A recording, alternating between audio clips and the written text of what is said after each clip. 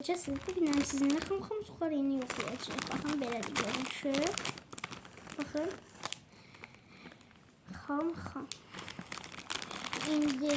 İndi bunu mən qabaqcadan açmışdım. Baxaq.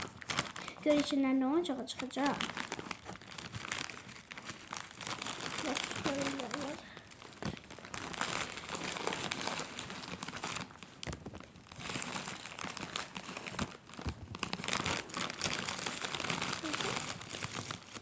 Aha, içinden bir eşitli bir robot çıktı. Robotun kılıcı da var. Böyle bir robottur. Bakın. Kılıcı da böyledir. Belli bir kılıcı var. Böyle. Bak. Böyle bir kılıcı var. Xamxamı mən çox bəyəndim. Dadı da çox yaxşıdır. Şirin kukuruzdur. Çox yaxşı dadı var. Tövsiyə edirəm. Məncə alın.